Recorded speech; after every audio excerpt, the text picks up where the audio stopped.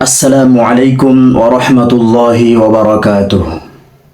সম্মানিত দর্শক মণ্ডলী, আপনারা অনেকে জানেন না যে উযু ভঙ্গের কারণ কয়টি। আজকে আমি বলবো কি কি কারণে উযু ভঙ্গ হয়ে যায়।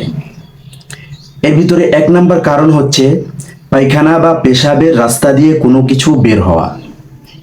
সেটা পায়খানা হোক, পেশাব হোক বা বাতাস হোক, যে কোনো কিছু পায়খানা বা পেশাবের রাস্তা দিয়ে কোনো কিছু বের হলেই উযু ভেঙে যাবে।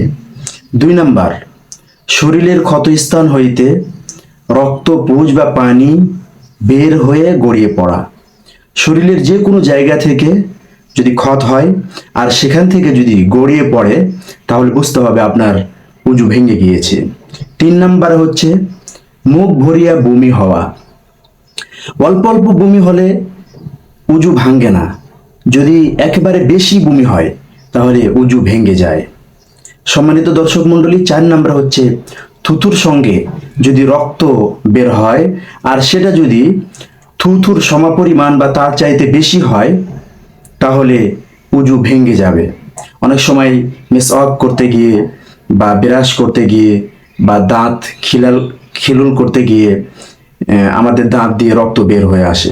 তখন যদি রক্তের পরিমাণটা থুথুর পরিমাণ বা থুথুর চাইতে বেশি হয়ে যায় তাহলে উযু ভেঙে যাবে। পাঁচ নম্বর হচ্ছে চিত বা কাত হয়ে হেলান দিয়ে ঘুম যাওয়া। চিত হয়ে বা কাত হয়ে বা কোনো জায়গায় টেক লাগায় হেলান দিয়ে যদি আপনি ঘুমান তাহলে আপনার উযু ভেঙে যাবে। ছয় নাম্বার হচ্ছে পাগল, তারপর মাতাল, বেহুশ এরকম কিছু হলে উযু ভেঙে যাবে। সাত নাম্বার হচ্ছে নামাজের মধ্যে উচ্চ স্বরে যদি হাসি দেওয়া যায় তাহলে উযু ভেঙে যাবে। এই বিষয়টি অনেকেই জানে না। নামাজের মধ্যে যদি খুব জোরে উচ্চ স্বরে যদি কেউ হাসে তাহলে নামাজও শেষ, উযুও শেষ। সম্মানিত দর্শক মণ্ডলী, জানতে পারলেন যে কি কি কারণে উযু ভেঙে যায়। আসসালামু আলাইকুম ওয়া রাহমাতুল্লাহি ওয়া বারাকাতুহু।